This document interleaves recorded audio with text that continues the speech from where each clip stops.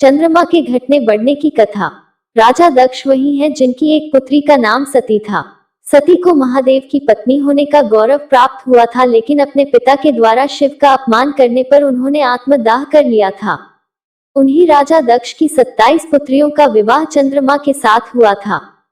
एक दिन चंद्रदेव यूं ही विचरण के लिए निकले थे, तब उनकी नजर राजा दक्ष की बड़ी पुत्री रोहिणी पर पड़ी। उनको देखते ही चंद्रमा का मन रोहिणी पर आसक्त हो गया। दूसरी ओर चंद्रमा के तेज व सुंदरता को देखकर वहां खड़ी राजा दक्ष की 27 पुत्रियों का मन भी उन पर आ गया था। जब चंद्रदेव को भी इस बात का ज्ञान हुआ कि रोहिणी व उसकी अन्य बहनें भी उनसे प्रेम में आसक्त हैं, तो वे बिना देरी किए राजा दक्ष के पास गए और उनकी 27 पुत्रियों से विवाह का प्रस्ताव उनके सामने रख दिया। राजा दक्ष यह देखकर आश्चर्यचकित रह गए, लेकिन जब उन्हें अपनी पुत्रियों की इच्छा का भी पता चला तो उन्होंने उन्हें बहुत समझाया।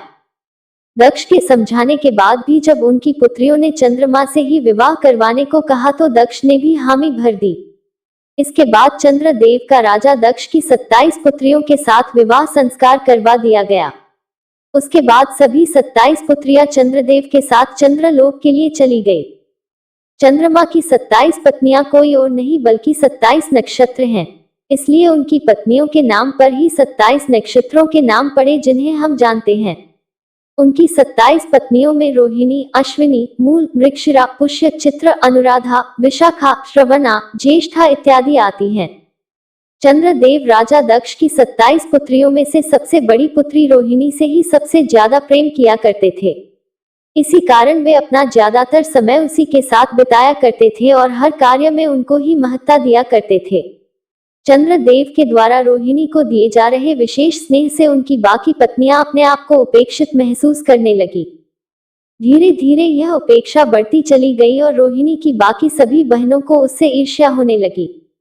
चंद्रमा के द्वारा उनके साथ किया जा रहा यह व्यवहार उन्हें सहन नहीं हुआ और वे सभी पुनः अपने पिता राजा दक्ष के पास चली गई।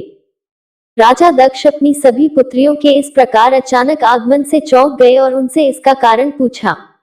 तब सभी ने अपने पिता के सामने पूरी बात बेझिझक बता दी और इसका समाधान निकालने को कहा। यह सुनकर राजा दक्ष चंद्रमा से मिलने गए और उन्हें ऐसा ना करने की सलाह दी। चंद्रमा ने दक्ष की बातों को ध्यानपूर्वक सुना और आगे से ऐसा ना करने को कहा, लेकिन फिर भी उन्होंने रोहिणी के प्रति अपने विशेष स्नेह को नहीं छोड़ा। जब राजा दक्ष को चंद्रमा के द्वारा अपनी बात की अवहेलना किए जाने के बारे में पता चला तो वे अत्यंत क्रोधित हो उठे। उसी क्रोध में उन्होंने चंद्रमा को श्राप दिया कि तुम्हें अपने जिस रंग, रूप और तेज पर इतना अभिमान है वह अब नहीं रहेगा। राजा दक्ष के द्वारा चंद्रमा को क्षय रोग से पीड़ित रहने का श्राप मिला, जिस कारण चंद्रमा का तेज हमेशा के लिए चला गया।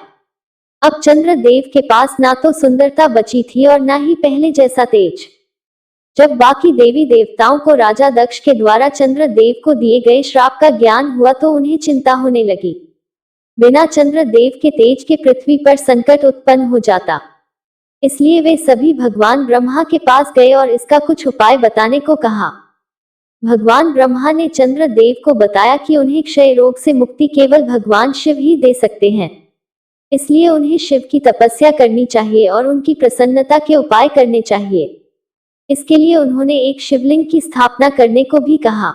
मान्यता है कि 12 ज्योतिर्लिंग में सर्वप्रथम ज्योतिर्लिंग सोमनाथ की स्थापना चंद्रदेव के द्वारा ही की गई थी। भगवान शिव को प्रसन्न करने के लिए उन्होंने ही गुजरात में सोमनाथ ज्योतिर्लिंग की स्थापना की थी। इसके साथ ही उत्तराखंड के रुद्रप्रयाग में चंद्रशिला पहाड़ी पर भी चंद्रदेव ने शिव की तपस्या की थी, इसलिए ही उसका नाम चंद्रशिला पड़ा। चंद्रमा की भक्ति व पश्चाताप देखकर भोलेनाथ प्रसन्न हो गए और उन्होंने चंद्रमा को दर्शन दिए। उन्होंने चंद्रमा से कहा कि चूंकि वे राजा दक्ष के द्वारा दिए गए श्राप को पूर्णतया विफल तो नहीं कर सकते, लेकिन वे इसके प्रभाव को अवश्य ही कम कर सकते हैं। इसलिए उन्होंने चंद्रमा के तेज को 15 दिन घटने और 15 दिन बढ़ने का आशीर्वाद दिया और क्षय रोग के प्रभाव से मुक्ति दिलाई। इसी कारण आज तक कृष्ण पक्ष में चंद्रमा का तेज लगातार 15 दिनों तक घटता जाता है और अमावस्या को यह तेज पूर्णतया समाप्त हो जाता है और फिर शुक्ल पक्ष में यह तेज 15 दिनों तक बढ़ता जाता है और पूर्णिमा के दिन अपने शिखर पर होता है। इसके साथ ही भगवान शिव ने चंद्रमा को अपनी जटाओं में धारण कर उनके मान सम्मान में वृद्धि की। उसके बाद से ही भगवान शिव हमेशा अपनी जटाओं में मां गंगा के साथ साथ चंद्रदेव को भी धारण किए रहते हैं। तो दोस्तों, कैसी लगी आपको हमारी आज की कहानी? कहानी अच्छी लगी तो वीडियो को लाइक कर दीजिए और ज्यादा से ज्यादा लोगों में शेयर करें। अगर आप हमारे चैनल पर पहली बार आए हैं तो चैनल को सब्सक्राइब कर लीजिए, क्योंकि हम अपने चैनल पर ऐसी ही कहानियां लेकर आते रहते हैं। मिलते हैं फिर एक कहानी के साथ।